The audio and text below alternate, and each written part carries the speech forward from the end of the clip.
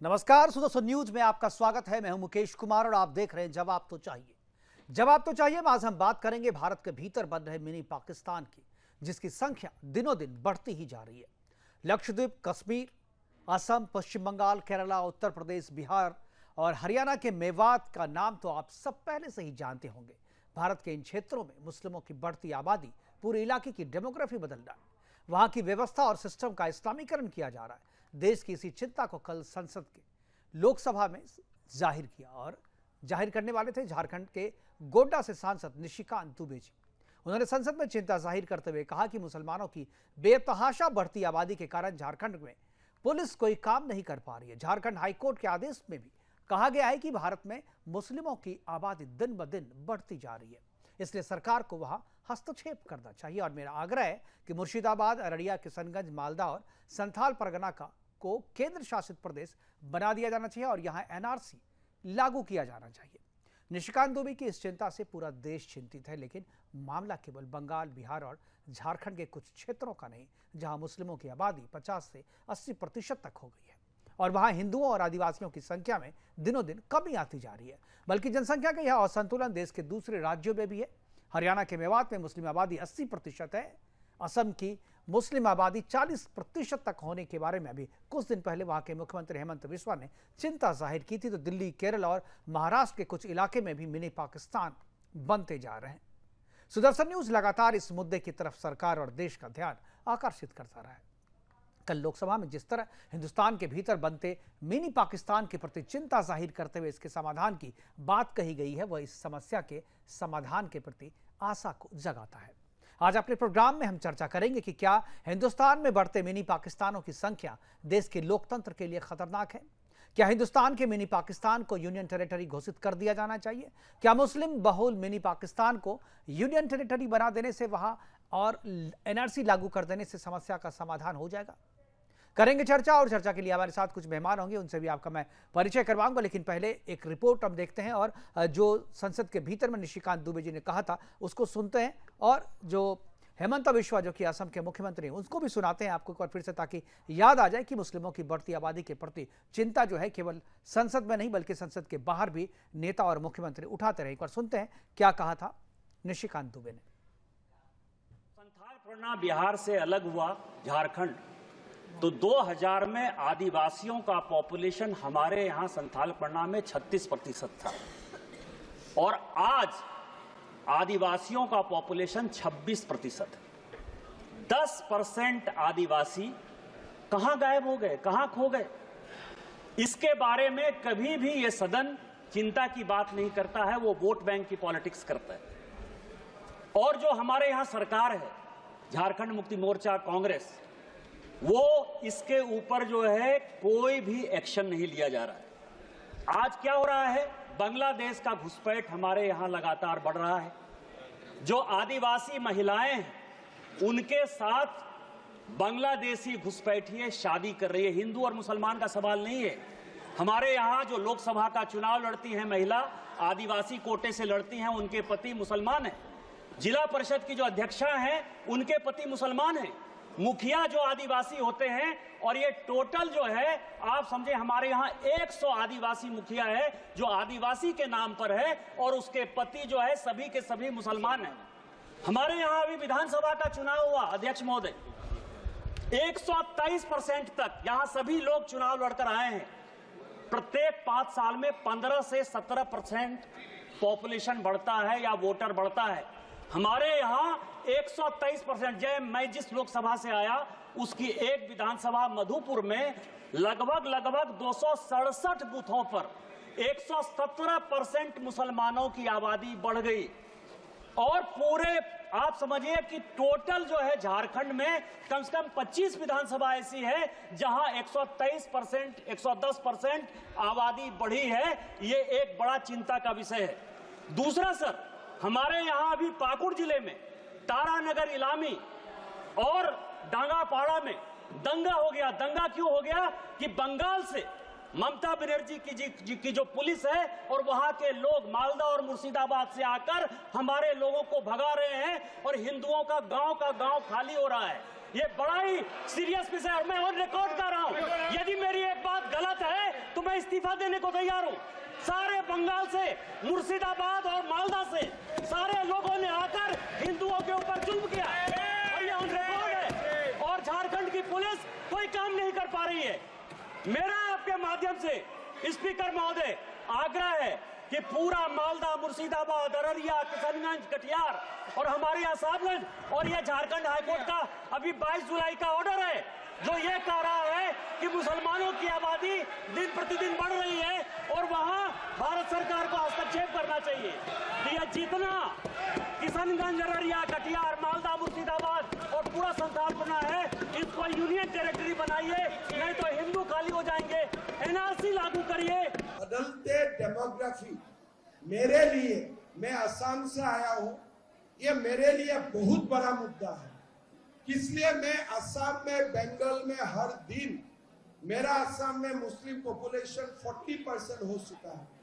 1951 में 12%, आज असम में मुस्लिम पॉपुलेशन 40%, हम जिला की जिला खो चुका है।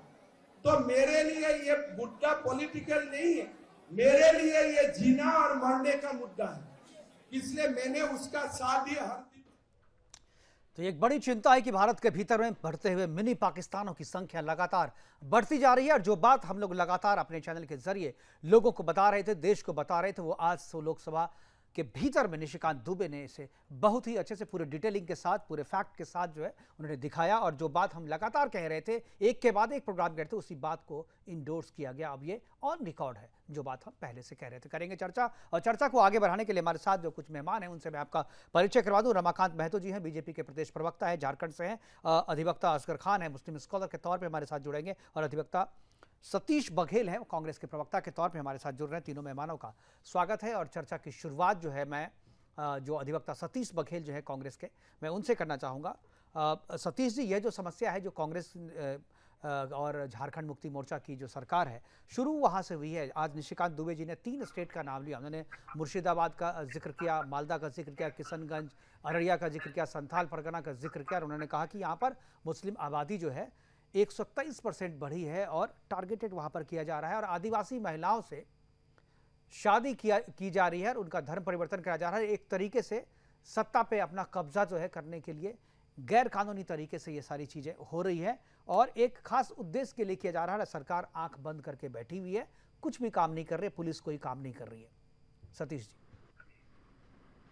सर, मैं आपको बता देता हूं, बीजेपी के पास काम करने के लिए कोई मुद्दा नहीं है।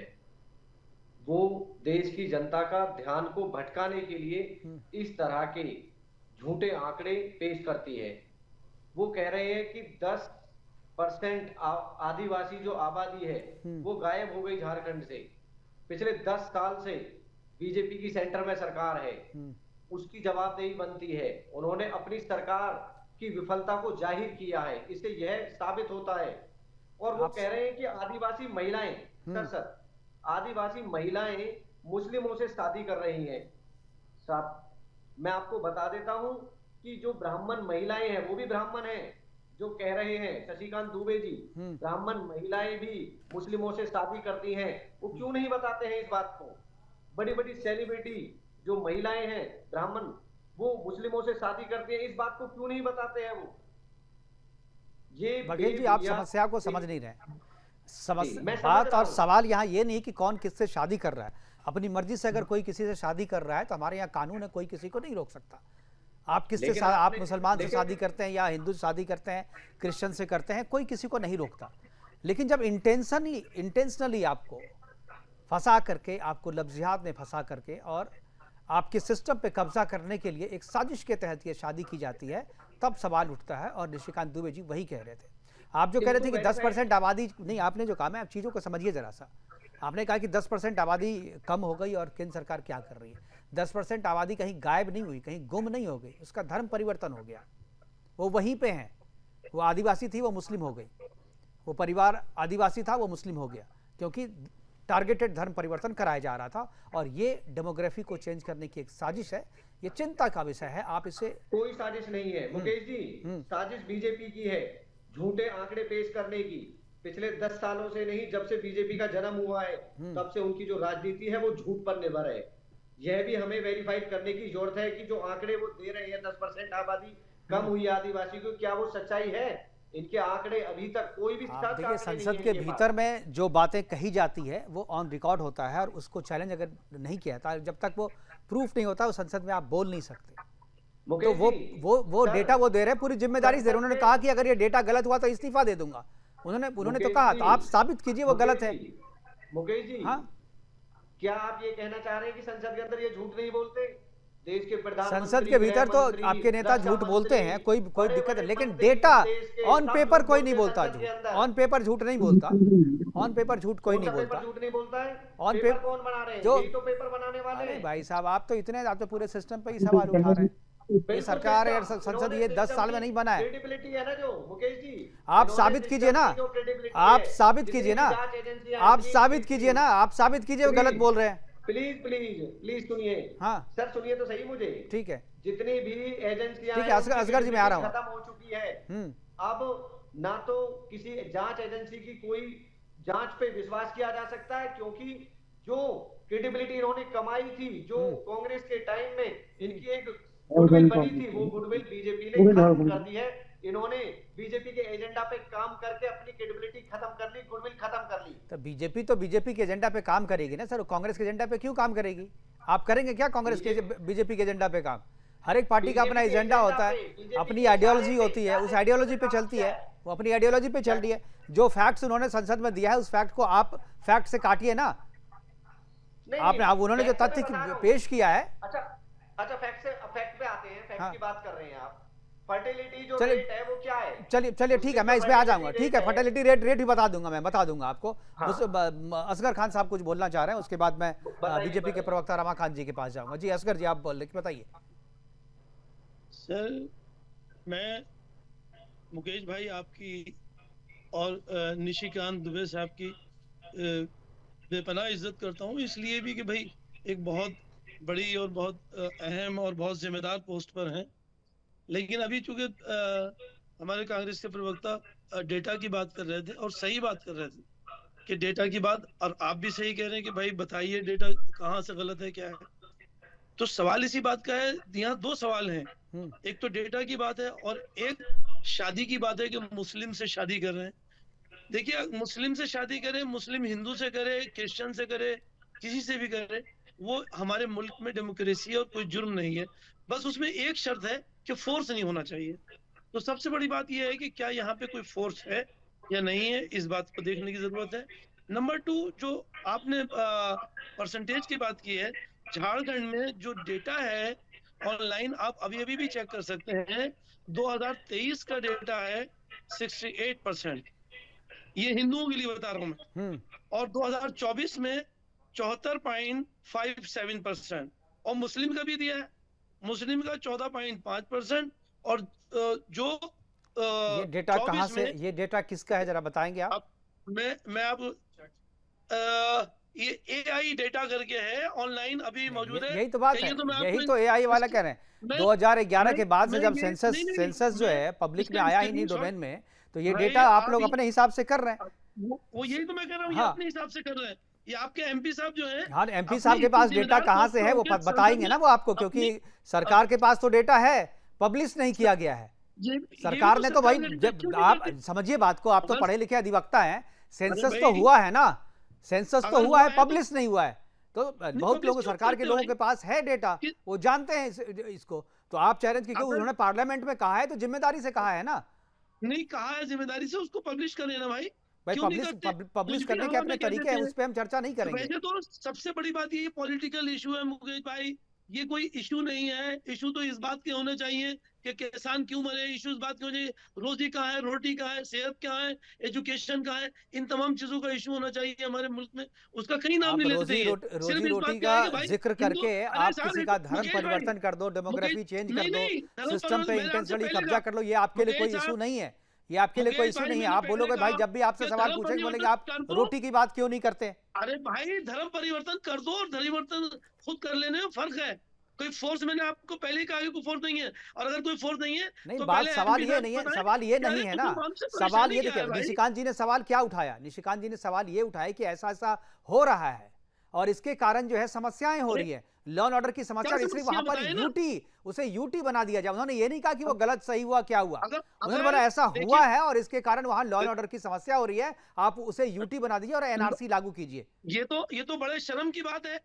ये this is failure of central government, this is failure of administration. जो भी हो, जिसकी भी नहीं बिल्कुल। नहीं, आप समस्या आपके पास आ गई है, समस्या का समाधान वो बता रहे हैं कि यूटी बना दीजिए, यूटी बना दीजिए, एनआरसी लागू कर दीजिए, समस्या का समाधान हो जाएगा।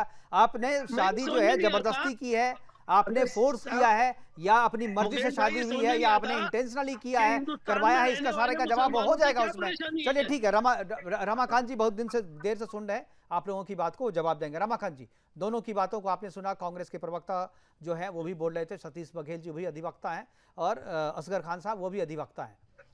बताइए आपको क्या कहना है जो कह रहे हैं।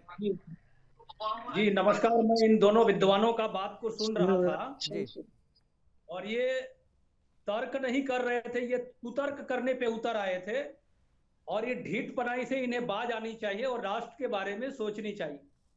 कांग्रेस पार्टी के माननीय प्रवक्ता जो कह रहे थे बात को, उनके पार्टी के अनुकूल उनकी विचारधारा है।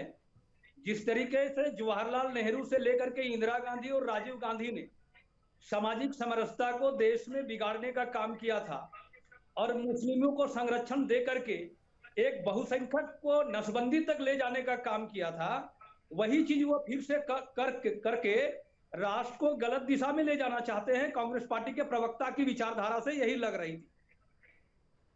दूसरी बात यह है, माननीय अधिवक्ता महोदय जो बात कर रहे हैं कि इन कई सारे विषयों की बात कर रहे हैं, महंगाई की, बेरोजगारी की, भाई वो तो सतत प्रक्रिया चलते रहते हैं, लेकिन भारतीय संविधान का आड़ लेकर के अपने राष्ट्र को केंद्र नहीं मान करके शरीयत को केंद्र बना करके आप चार शादियां करेंगे, और आपके शरीयत में साफ लिखा हुआ है, आपका शरीयत बताइए संविधान में क्या है, मुस्लिम संविधान में क्या लिखा है, करता है आर्टिकल 17 बताइए आप बताइए ना, आर्टिकल 17 में क्या है। छुआछूत के बारे में बोलता है सर, आर्टिकल 17 बताइए ना, अनटचेबिलिटी है वो तो। आप बताइए वही ले जाना चाह रहे हैं। ये सारी चीजों, आर्टिकल 25, 26, 27, 28 पढ़िए, सबको इस बात का, आपको भी इस बात की इजाजत है, हिंदुओं को, सिखों को, ईसाइयों को, मुस्लिम को, सबको इजाजत है। केवल आप अभी भी सांप्रदायिकता पर आधारित ये नफरत मत फैलाइए, आप नफरत फैलाने की बात कर रहे हैं, मत फैलाइए, अपने मुल्क को बचाइए। अगर नफरत फैलाएंगे तो दिल टूटेंगे, जहाँ दिल टूटते हैं वहाँ मुल्क टूट जाता है। इसमें नफरत फैलाने वाली क्या बात है? आप एक चीज छोड़ने की बात करिए। आप असगर साहब एक चीज बताइए, आप इसमें नफरत फैलाने वाली क्या बात है? बांग्लादेश का व्यक्ति आपके देश में आकर के, बांग्लादेश का घुसपैठिया आपके देश में आकर के वो आपकी जमीन पे कब्जा कर रहा है, आपको बुरा नहीं लग रहा क्योंकि वो आपके रिलीजन का है?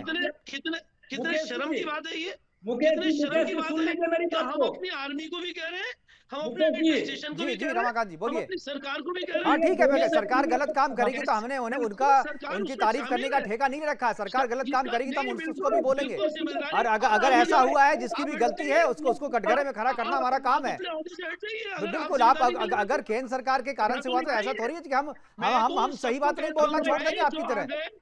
आप अपने जी दूसरों का हाथ में दीजिए आप, वो नहीं। अरे मेरी बात ठीक है असगर साहब, एक बार रमाकांत जी को बोलने दीजिए एक बार। जी रमाकांत जी। अरे भाई उन दोनों की बातें मैंने सुनी, हाँ, अब मेरी बारी आई तो ये घुसपैठी बन के मेरे बोलने के बीच में आ जा रहे हैं। असगर साहब घुसपैठिए मत बनिए, इनको बोलने दीजिए। चलिए असगर साहब, मैं आ जाऊंगा आपके पास दोबारा, भी समय है हमारे पास, मैं आऊंगा, दोबारा आऊंगा आपके पास। रमाकांत जी।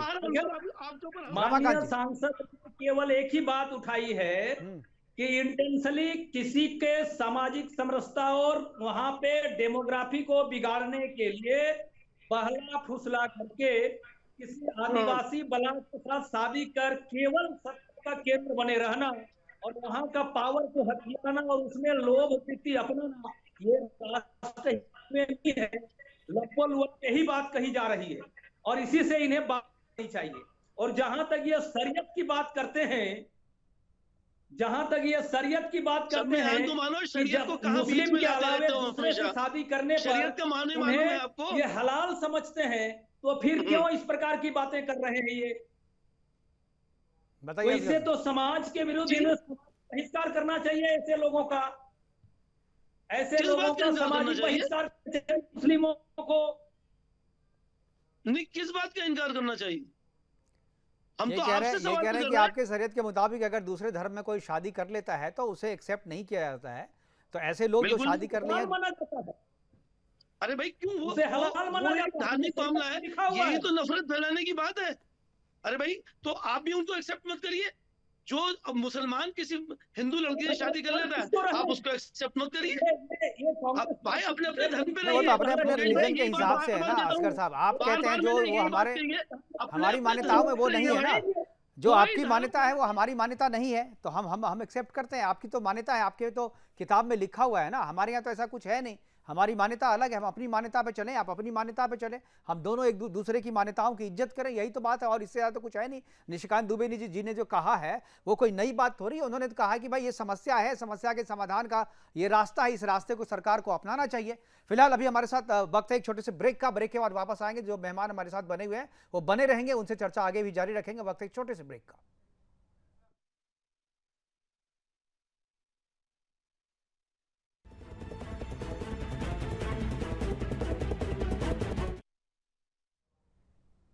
ब्रेक के बाद आपका स्वागत है। चर्चा को आगे बढ़ाएंगे और हमारे साथ तीनों मेहमान बने हुए हैं और वापस चलते हैं। एक बार जो हमारे साथ असगर साहब हैं, असगर साहब के पास जाएंगे। असगर साहब, जो समस्या है उस पर आपको मान लीजिए डेटा गलत है सही है, जिसने भी जो दिया उस पर चर्चा नहीं करेंगे।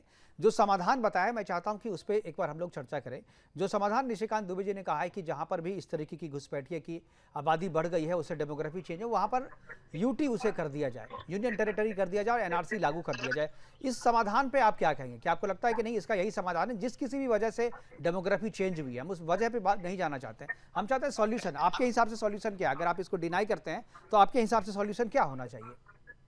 देखिए, सबसे बड़ी बात यह है कि एक तो सबसे पहले इस बात पर रोक लगाना चाहिए कि अगर ऐसा है सचमुच, मैं हालांकि मुझे इस बात पे यकीन नहीं है, ना मैं इस बात से एग्री करता हूँ, लेकिन अगर सचमुच ऐसा है कि घुसपैठिया आते हैं तो वो एडमिनिस्ट्रेटिव पावर है उनके पास, और उसमें सरकार को, एडमिनिस्ट्रेशन को, आर्मी को, बॉर्डर पे और तमाम जगह पे इस बात की पाबंदी लगाई कि घुसपैठी कहाँ से आ जाते हैं, कैसे आ जाते हैं। ये हमारे लिए बड़ी शर्म की बात है। ऐसा अगर आ भी गए हैं और अगर कुछ ऐसी बात भी है तो आइंदा ऐसी चीज नहीं होना चाहिए। और जो लोग आज की तारीख में यहाँ मौजूद हैं, अब उनको, ये हमारा मुल्क है, यहाँ यही तो डेमोक्रेसी है। हमारा संविधान, एक तरफ कहते हैं संविधान से चलेंगे, दूसरी तरफ फिर अपनी कुछ और बात कहने लगते हैं। तो हमारे संविधान में घुसपैठिए के लिए क्या कहा गया है? कौन सा आर्टिकल है, जरा बताइए। नहीं, घुसपैठी भाई, मैं आपसे पहले मैं तो मान ही दे रहा कौन सी घुसपैठी है और कैसे आगे। पहला सवाल ये नहीं है कि घुसपैठी है, अगर है तो आप ही जवाब दीजिए कैसे आगे, बताइए। नहीं, मान लीजिए सरकार की नाकामी की वजह से, बॉर्डर सिक्योरिटी फोर्स की नाकामी की वजह से आ गए वो आ गए। भाई मैं तो कह रहा हूं, मैं कहां कह रहा हूं कि भाई क्यों आए, कैसे आए, किसने लाया, ये सवाल नहीं है। मैं इसके आगे की बात पूछ रहा हूं। आप लोग बार बार वहीं जाकर के उलझ जाते हैं।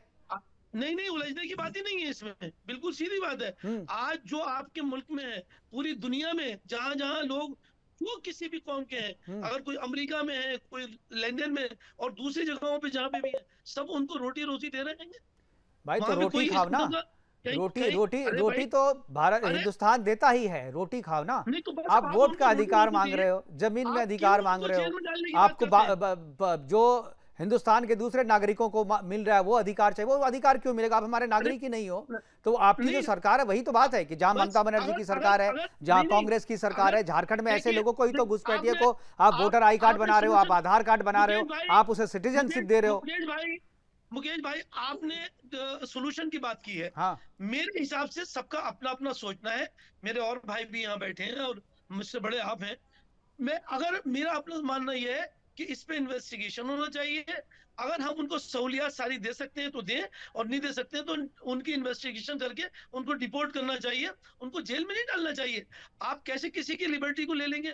फिर आपका आर्टिकल 21 क्या कहता है, फिर आपका आर्टिकल 14 अरे हमारा संविधान हमारे देश के नागरिकों पे लागू है ना सर, दूसरे के देश पे थोड़ी लागू है वो। आज वो आपके देश में है तो नहीं, तो हमारे देश में घुसपैठिए आ गए तो हमारा नागरिक थोड़ी हो जाएगा? उस पर हमारा संविधान लागू नहीं होगा, उस पर हमारा कानून लागू होगा। जो हम कानून के हिसाब से करेंगे, संविधान के अधिकार नहीं मिलेंगे उसे। तो आप दोनों अधिवक्ता है। आप बघेल साहब ठीक है, चलिए आपने कह दिया आप भी अधिवक्ता है। मैं रमाकांत जी के पास जाऊंगा, लेकिन पहले मैं एक बार कीजिए उन्हें, आप क्यों नहीं कर रहेंगे? आप उनको रखेंगे भी, डिपोर्ट भी नहीं करेंगे, अपने यहाँ की रोटी रोजी हमारी छीन के आपको होने देंगे। आपको और आपको उनको एनआरसी और निकालेंगे। यूटी, मैंने आपसे सवाल पूछा था तो निशिकांत दुबे जी ने जो सवाल किया ये था सॉल्यूशन कि नहीं यूटी है। बना देना चाहिए ये- ताकि सीधे वो केंद्र की निगरानी में रहे। नहीं, सीधे उनको डिपोर्ट कीजिए सीधे, अगर ऐसा है तो। ठीक है, हमारी रोटी कांग्रेस उन्हें कांग्रेस खिलाएंगे। प्रवक्ता से मेरा यही सवाल है, सतीश बघेल जी। हमारी रोटी उन्हें क्यों खिलाएंगे आप? आप यूटी बना लीजिए, स्टेट बना लीजिए, जो अगर सरकार फेलियर है, जो अगर सेंटर गवर्नमेंट जो अगर अंधी है, उसे कुछ दिखता नहीं है, वो काम करने वाली सरकार नहीं है, तो कुछ भी नहीं हो सकता है देश के अंदर। जब एक बात बताइए, आप सरकार राज्य में सरकार आपकी है, सुनिए, समस्या सुनिए। आपसे हो रही है, आप कह रही वो नहीं कर रहे हैं कुछ। सुनिए, हाँ सुनिए मुकेश जी, जो अगर आप ये एडमिट कर चुके हैं कि घुसपैठिया आ रहे हैं, तो ये किसका फेलियर है? बीजेपी का फेलियर है। बीजेपी, ठीक है, मैं मानता हूं, मैं रमाकांत जी से मैं लूंगा जवाब इसका। सुनिए सुनिए सुनिए, बीजेपी के जो रक्षा मंत्री हैं उन्हें अपना इस्तीफा दे देना चाहिए। तो आपका जो सवाल है वो रमाकांत से ही होना चाहिए, मेरे से नहीं होना चाहिए। आप नहीं, उनसे मैं तो पूछिए, सवाल, आपने जो उसका सवाल फेलियर उठाया है उसका जवाब देंगे, लेकिन मैंने तो सवाल ये नहीं पूछा कि किसकी गलती है। मैंने पूछा जो समाधान, किसी की भी गलती से समस्या खड़ी हो गई तो उसका समाधान क्या है? मैं तो स्पोक्स पर्सन हूँ, मेरी ड्यूटी बनती है, गलती जिसकी है मैंने बता दिया। तो समाधान क्या आप है? जो बीजेपी के सांसद ने जो समाधान बताया है उसको आप एग्री करते हैं, इसका मतलब? नहीं, मैं तो नहीं करता एग्री, है ही नहीं ये। आप एक बात बताइए, यूटी आप बना भी लेंगे तो उसमें आपने उनकी जो पॉपुलेशन है, आप उस पॉपुलेशन को रोकना चाह रहे हैं, घुसपैठियों को रोकना चाह रहे हैं, वो कैसे रोकेंगे आप यूटी बनने से? कैसे? केंद्र की राज्य सरकार का संरक्षण खत्म हो जाएगा। केंद्र सरकार के भीतर में रहेंगे तो वो चीजें नहीं कर पाएंगे। राज्य सरकार के संरक्षण से हटाने ही तो मेन समस्या है, क्योंकि ये तो सब स्टेट के द्वारा पोषित है, इसीलिए सारी समस्याएं हो रही है। साथ ही उन्हीं राज्यों में क्यों हो रही है जहां पर नॉन बीजेपी रूल्ड स्टेट है, कांग्रेस शासित राज्यों में ही क्यों हो रही है इस तरीके की समस्या? सुनिए मुकेश भाई, मुझे ये बताइए, आपका जो विश्वास है वो ये है कि यूटी जो अगर बन जाती है तो उसको संरक्षण हो जाएगा। ये मणिपुर को तो संभाल नहीं पाए, पिछले 1.5 साल से मणिपुर जल रहा है। आप क्या बात कर रहे हैं? मणिपुर वैसे यूटी नहीं है, आपको मणिपुर यूटी नहीं है, आप यूटी की बात करें तो यूटी स्टेट का उदाहरण है। ठीक है, स्टेट की गवर्नमेंट तो सब, सेंट्रल की गवर्नमेंट तो सब जगह है ना। चलो रमाकांत जी, ठीक है, आपने जो सवाल उठाया रमाकांत जी लेंगे, रमाकांत जी देंगे जवाब। मुकेश भाई सुनिए ना। हाँ सुन रहा हूँ। डबल इंजन की गवर्नमेंट है। हाँ, तो फिर आप कैसे कह सकते हैं? नहीं, आपको समस्या का समाधान नहीं लग रहा, वहां पे तो कुछ समाधान हो चुका, आप लोग को दिखता नहीं है। आप जाएंगे वहां पर पेट्रोल डाल के चले आएंगे तो बात वही है ना। आप लोग मणिपुर को आप छोड़ दीजिए तो वो अपने आप शांत हो जाएगा, लेकिन आप लोग हर एक 10 दिन के बाद जाकर के पेट्रोल छिड़क आते हैं वहां पे। मणिपुर को आप जलते देखना चाहते हैं अपनी राजनीति के कारण से। आप लोग उस तरीके की बातें ना करें ना। मणिपुर के हाल पे छोड़िए, सरकार देख रही है क्या करना है वहां पे। चलिए रमाकांत जी से सवाल पूछा आपने, रमाकांत जी जवाब देंगे। रमाकांत जी मैं इन्हें मालूम होना चाहिए माननीय प्रवक्ता महोदय को कि केंद्र शासित प्रदेश आज जम्मू कश्मीर और लद्दाख भी है, और वहां किस तरीके से पहले कितनी घटनाएं घटी थी और वहां पे लोकतांत्रिक व्यवस्था से चुनाव हो गए, वहां पे लोकतांत्रिक तरीके से चुनाव हो गए और अच्छी खासी वोटिंग हुई, परसेंटेज बढ़िया विधानसभा में कराइए। इस बात को समझ होनी चाहिए कि राष्ट्र मजबूत हो रहा है। और जहां पर मणिपुर की घटना के बाद नॉर्थ ईस्ट को ये लोग कहां भेज रहे थे और नॉर्थ ईस्ट का विकास किस तरीके से कांग्रेस पार्टी की सरकार ने 60 सालों में की है, और ये कांग्रेस जो देश में कैंसर का बीज बो रहे थे, उस कैंसर का सर्जरी के लिए मोदी सरकार ने यदि कोई कारगर कदम उठा रहे हैं तो ये विरोध पे खड़े हो रहे हैं। तो इन्हें सोचना चाहिए कि इनके लिए संप्रदाय सबसे बड़ा जरूरी चीज है कि राष्ट्र बड़ा चीज है, ये चीज इन्हें पहले तय करना चाहिए। राष्ट्र बड़ा है, राष्ट्र धर्म बड़ा धर्म है, जो व्यक्तिगत आपके लिए जो संप्रदाय है वो बड़ा है, ये इन्हें पहले तय करना चाहिए। हम तो हमारा बिलीव ही नहीं है उसमें। हमारा बिलीव राष्ट्र में है, देश है, हमारे लिए देश पहले है। और बगल वाले को पूछिए ना, अधिवक्ता महोदय को पूछिए कि राष्ट्र प्रथम है कि नहीं है। बताइए असगर साहब, आपसे सवाल पूछा जा रहा है कि राष्ट्र आपके लिए प्रथम है कि नहीं। आप शक करते हैं उनपे? आप शक करते हैं? आपको डाउट है? अरे डाउट है असगर साहब की आवाज नहीं आ रही। असगर साहब आपका म्यूट किया हुआ है, आपका म्यूट किया हुआ है असगर यही तो साहब। दिक्कत है बीजेपी की। असगर अरे साहब आपका इसीलिए म्यूट। तो कह रहा हूं, जो खिड़की से आ रहे हैं, चोरी छुपे आ रहे हैं और हमारी सामाजिक समरसता को बिगाड़ करके बीजेपी के प्रवक्ता डेमोग्राफी साहब, को आप मुझे बदलने ये का बताइए, कोशिश कर रहे हैं, उसको हटाइए, उसको कुटाई दीजिए। आप मुझे बोल रहे ये हैं, तो आप बताइए, उसको आप जमाई बनाना चाहते हैं आप? आपके हर जगह मुसलमान निशाना क्यों है? एक तो ये बताइए। दूसरे, आप अरे मुसलमानों को भैया शक मैं क्यों करते हैं? आपसे नहीं कह रहा क्या हूँ, वजह है बताइए, कोई एक मैं एग्जाम्पल बताइए जो मुसलमान करते हो और आप नहीं करते हो, जो आप नहीं करते हो और मुसलमान उनको करते हो। धर्म का आधार बना के उनको संरक्षण मत दीजिए, बोल रहे हैं हम आपको। अरे आप तो मेरे भाई हैं, आप मेरे चाचा हैं, लेकिन जो घुसपैठिए जो खिड़की से लांग के आ रहा है, हमारे सामाजिक समरसता को बिगाड़ रहा है, उनको मत आना कैसे आ जाते हैं आप? उनके लिए शूटेड साइड ऑर्डर होना चाहिए साहब, उनके लिए। उनको बिल्कुल मत आने दीजिए, कैसे आ जाते हैं वो? हम जब बार बार इसको दोहराते हैं, हम तो आपस में बात कर लेते हैं, लेकिन जब बाहर के लोग सुनते तो हंसते हैं इस बात पे कि आप अपनी गलतियों को बैठ के टीवी पे गिनवाते हैं कि साहब वो आगे कैसे आ गए अंदर। बहुत सारी चीजें हैं, हम जब इनको डिस्कस करते हैं, सारी दुनिया में ये चैनल देखा जाता है, हम अकेले थोड़ी देख रहे हैं, सारी दुनिया में देखा जाता है। लोग इस बात पे हंसते हैं हम अपनी गलतियों को यहाँ बैठ के गिनवा रहे हैं, साहब हमारी गवर्नमेंट का ये फेल्योर है, हमारे यहाँ एडमिनिस्ट्रेशन का ये देखिए, फेल्योर है। आपके लिए जो फैसले और बहस सरकार के हिसाब से होते होंगे, हम लोग जो सच है वो दिखाते हैं, किसी की भी गलती हो। आप वही तो कह रहा हूँ साहब, तो हम सच दिखाते हैं और उनकी गलती तो इनसे कहलवाइए नहीं, सच है ये। एक बार गलती तो माने, नहीं मानते गलती भी नहीं। देखिए, कोई गलती माने नहीं माने, वो यहाँ पे है तो किसी न किसी की गलती से ही है ना। अगर घुसपैठिए हैं यहाँ पे तो किसी न किसी की गलती से, या तो कांग्रेस की गलती से या बीजेपी की गलती से है। हमारी और आपकी गलती से तो है नहीं। गलती से कहते हैं आप, ये कैसे कह सकते हैं मुकेश जी? कांग्रेस का इसमें क्या रोल है? मैं बता रहा हूँ ना कि जो घुसपैठिए वो 10 साल में थोड़ी आ गए हैं। ये सारे घुसपैठिए 10 साल के थोड़ी हैं।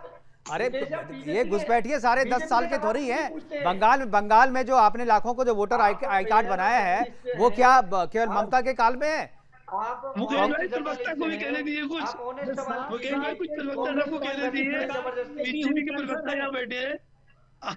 और ये आप क्यों पार्टी बन रहे हैं? आप तो बहुत अच्छे एंकर हैं भाई। ये राष्ट्र यदि इनका प्रथम है, पहला है, फर्स्ट है प्रायोरिटी में, तो भाई जो घुसपैठी है, जो खिड़की से आए हुए हैं, उनको खदेड़ने का काम करें, उनको अपने समाज में समाहित नहीं करें। देखिए, दो चीजें हैं भाई साहब, दो चीजें हैं, या तो आप उनको एक्सेप्ट कर लिए या उनको रिजेक्ट कर दिए। रिजेक्ट करिए तो फिर उनको यहाँ से भगाइए, एक्सेप्ट करते हैं तो उन्हें रोटी दीजिए। या तो उन्हें एक्सेप्ट करिए या उन्हें रिजेक्ट करिए, दो ही तो चीजें हैं साहब, तीसरी कोई चीज थोड़ी है ना। अगर आप उनको एक्सेप्ट करते हैं तो उन्हें रोटी रोजी दीजिए, और नहीं करते एक्सेप्ट तो उन्हें यहाँ से डिपोर्ट कीजिए। हमारी रोटी उन्हें क्यों खिला रहे हैं आप? फिर एक्सेप्ट नहीं करते तो हमारी रोटी आप उन्हें क्यों खिला रहे हैं? यही मासूम बच्चों की रोटी क्यों खिला रहे हैं उन्हें आप? उन्हें डिपोर्ट कीजिए, उनको जेल भी उनका रास्ता नहीं है। जेल में रहेंगे तो भी हमारी रोटी खाएंगे यहाँ पे। ये कोई सजा थोड़ी है ना।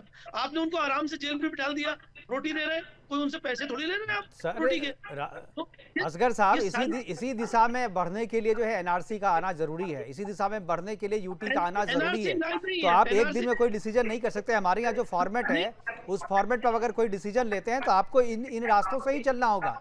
तो आप लोग उस रास्ते को आने नहीं देते, उसका विरोध करते हैं। अगर आप यूटी बना देंगे तो स्टेट अपने हाथ में, जो लॉ एंड ऑर्डर है वो सेंटर के हाथ में होगा, स्टेट का इंटरफेरेंस कम हो जाएगा, बंद हो जाएगा।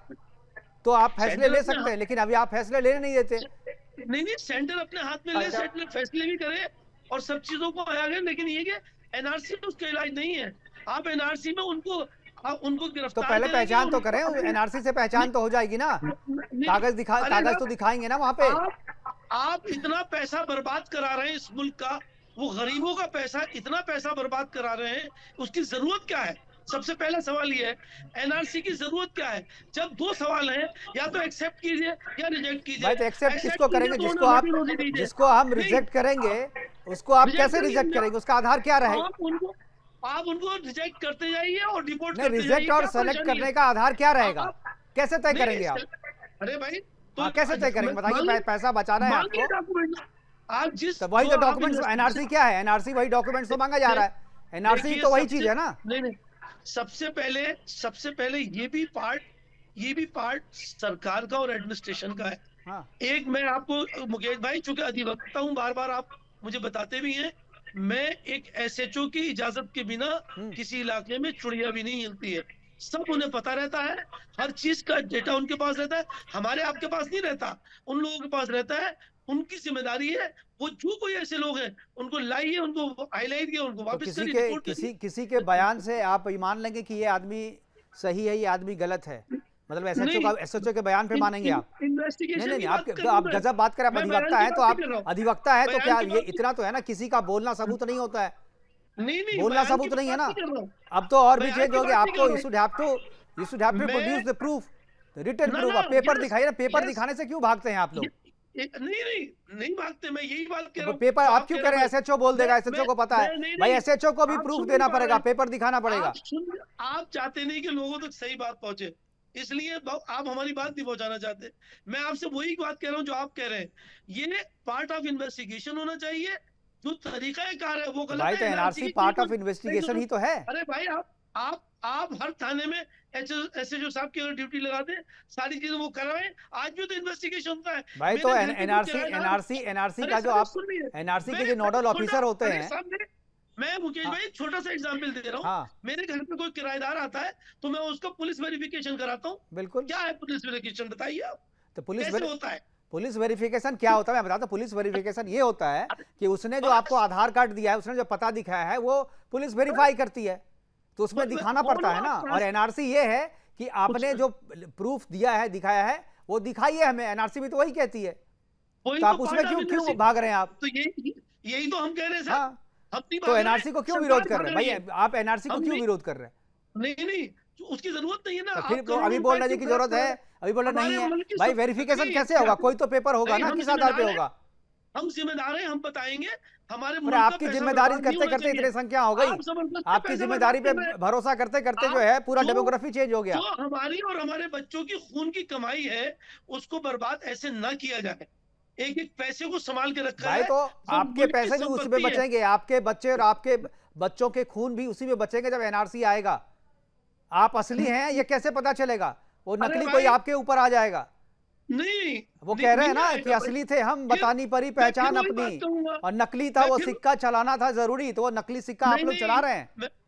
मैं वही बात कहूंगा फिर। हाँ। फिर वही बात नहीं, कहूंगा। आप तो एक ही बात को बार बार कह रहे हैं। कांग्रेस के प्रवक्ता बघेल जी कुछ जब उंगली किसी की उंगली तरफ उठा रहे उठाते थे, हैं, कुछ तो बोलना चाह रहे थे। 3 उंगली हमारी तरफ इशारा करती हैं। हम सुनिए, अपने सुनिए, एडमिनिस्ट्रेशन असगर जी सुनिए। ठीक है मैं असगर, बताता हूँ इन्वेस्टिगेशन कर रहे हैं। जो ये आप इसका जेल में जो भरने ये की मुद्दा जरूरत नहीं है। उनको रोटी देने की बंगाल जरूरत का। नहीं है। या तो एक्सेप्ट करें या रिजेक्ट भाई करें। रोटी देंगे पहले Accept पता करें तो चले, उनको जो रोजी रोटी दें। ये किसको रोटी देना है और किसको बाहर डिपोर्ट करना है ये पता चले तब तो। उसी के लिए तो एनआरसी है, आप उसी का विरोध कर रहे हैं। जो बात आप कह रहे हैं, बोल रहे हैं कि भाई करो ऐसा लेकिन एनआरसी मत लाओ। भाई आप जो कह रहे हो बिना एनआरसी के संभव नहीं है। एनआरसी उसी के लिए है जो आप कह रहे हैं। पहचान, असली और नकली की पहचान कैसे होगी? एनआरसी के जरिए होगी।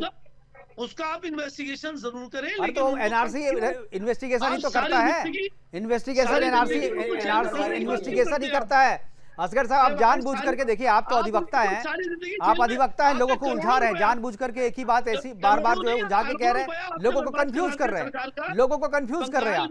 नहीं नहीं, आप कन्विंस नहीं कर पा रहे तो कंफ्यूज करने की कोशिश कर रहे हैं, और ये चीज नहीं चलेगा। ये अदालत नहीं है। हमारी जो जनता है ना, हमारे जो दर्शक है ना, बहुत समझदार है, वो आपकी बात को समझ लेते हैं। खैर बघेल साहब जल्दी से कुछ बोलिए, हमारे पास प्रोग्राम को वाइंड अप करने का इशारा हो रहा है। जनता सब समझती है, दर्शक सब समझते हैं। हम्म। तभी उन्होंने अब की बार लोकसभा में अच्छा रिजल्ट दिया है। तभी उन्होंने लोकसभा और में तभी अब की आपको बार तीसरी बार भी 100 के नीचे रखा है। बीजेपी को सबक सिखाने का काम किया है। ठीक है जनता सर, समझदार है। विपक्ष को मजबूत होना चाहिए, हम चाहते थे, लेकिन कमजोर होकर के मजबूती का ढोंग करे ये भी नहीं चाहिए। मजबूत हमें नहीं, चाहिए, मीडिया तो- विपक्ष हमें मजबूत चाहिए ताकि डेमोक्रेसी मजबूत हो। लेकिन आप जिस मजबूती के ऊपर उछल रहे हैं ना सर, वो वैसी डेमोक्रेसी मुझे और मजबूत होकर आइए तो हम आपके साथ रहेंगे। जिस तरह से हमारा आप और मजबूत होकर आइए। 3 बार में 100 का आंकड़ा पार नहीं कर पाए, बोलते हैं मजबूत हो गए। अरे वो कमजोर हुई, आप कौन से मजबूत हो गए? ठीक है, चलिए, हमारे साथ समय की कमी है, वाइंड अप करने का इशारा किया जा रहा है प्रोग्राम को। असगर खान हमारे साथ जुड़े, आपका बहुत बहुत धन्यवाद। बघेल साहब आपका भी बहुत बहुत धन्यवाद, और रमाकांत जी आप जुड़े, आपका भी बहुत बहुत धन्यवाद। आप जुड़े और बहुत पूर्ण चर्चा में आपने हिस्सा लिया। लेकिन निशिकांत दुबे जी ने संसद के भीतर जो समस्या उठाई थी, जो चिंता जताई थी, वो चिंता वास्तव में केवल उन झारखंड, बिहार और पश्चिम बंगाल की नहीं बल्कि पूरे देश की है। कश्मीर से लेकर के केरल तक जो है ये समस्या है और भारत के भीतर जो है लगातार मिनी पाकिस्तानों की संख्या बढ़ती जा रही है। जरूरी है कि इसकी पहचान करें और इसकी पहचान करने के साथ साथ इसका समाधान क्या होना चाहिए, इसकी ओर जो निशिकांत दुबे जी ने जो इशारा किया है, जो रास्ता बताया है, उस रास्ते पे भी विचार करना चाहिए, क्योंकि जब तक कोई इसका रास्ता नहीं निकलेगा तब तक ये लोग इसी तरीके से मिनी पाकिस्तान बनाते रहेंगे और डेमोग्राफी को चेंज करके हिंदुस्तान पर कब्जा करने की अपनी साजिश को आगे बढ़ाते रहेंगे। फिलहाल अभी के लिए इतना ही, दीजिए इजाजत, नमस्कार। की आबादी दिन प्रतिदिन बढ़ रही है।